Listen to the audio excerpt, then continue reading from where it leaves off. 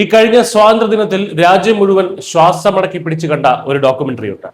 Discovery channel പുറത്തിറക്കിയ ഡീക്ലാസിഫൈഡ് operation Sindoor. കൃത്യം ഒരു വർഷം മുൻപ് പാകിസ്ഥാന്റെ മണ്ണിൽ കയറി ഇന്ത്യൻ സൈന്യം നടത്തിയ എക്കാലത്തെയും വലിയൊരു വേട്ടയുടെ ഉള്ളറക്കഥകളാണ് വമ്പൻ പ്രേക്ഷക ശ്രദ്ധ നേടിയ ഈ ഡോക്യുമെന്ററിയിലൂടെ ഇപ്പോൾ പുറത്തു വന്നിരിക്കുന്നത്. 2025 ഏപ്രിൽ 22 രാജ്യത്തെ നടുക്കിയ പഹൽഗാം ഭീകരാക്രമണം നടക്കുമ്പോൾ പ്രധാനമന്ത്രി നരേന്ദ്രമോദി സൗദി അറേബ്യയിലായിരുന്നു. വിവരമറിഞ്ഞ ഉടൻ സന്ദർശനം വെട്ടിച്ചുരുക്കി അദ്ദേഹം ഇന്ത്യയിലേക്ക് പറന്നെത്തി. വിമാനത്താവളത്തിൽ വെച്ച് തന്നെ അടിയന്തര ഉന്നതതല യോഗം ചേർന്നു. അന്ന് യോഗത്തിൽ വെച്ച് പ്രധാനമന്ത്രി പറഞ്ഞ വാക്കുകളെ കുറിച്ച് ദേശീയ സുരക്ഷാ ഉപദേഷ്ടാവ് അജിത് ഡോവൽ വെളിപ്പെടുത്തുന്നത് ഇങ്ങനെയാണ്: ആരാണ് ഇത് ചെയ്തത്?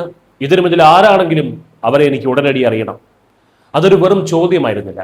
ശത്രുക്കളെ വേരോടെ പിഴുതെറിയാൻ ദൃഢപ്രതിജ്ഞ എടുത്ത ഒരു ഭരണാധികാരിയുടെ കൃത്യമായ ഓർഡർ ആയിരുന്നു. പഹൽഗാം ഭീകരാക്രമണത്തിന് മറുപടിയായി മെയ് 7 ഇന്ത്യൻ സൈന്യം ഓപ്പറേഷൻ സിന്ദൂർ ആരംഭിച്ചു.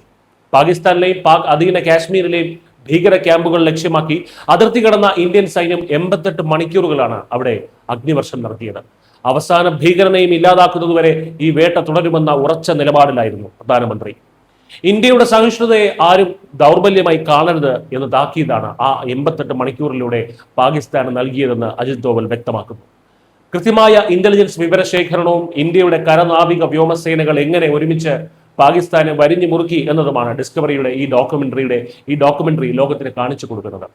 അജിത് ഡോവലിന് പുറമെ മുൻ സംയുക്ത സൈനിക മേധാവി ജനറൽ അനിൽ ചൗഹാൻ, മുൻ കരസേനാ മേധാവി ജനറൽ ഉപേന്ദ്ര ദ്വിവേദി, നാവികസേന മുൻ മേധാവി അഡ്മിറൽ ദിനേശ് കെ ത്രിപാഠി, വ്യോമസേനാ മേധാവി air chief marshal AP Singh തുടങ്ങിയ ഇന്ത്യയുടെ ഉന്നത സൈനിക നേതൃത്വം മുഴുവൻ ഈ ഡോക്യുമെന്ററിയിൽ തങ്ങളുടെ അനുഭവങ്ങൾ പങ്കുവയ്ക്കുന്നുണ്ട്.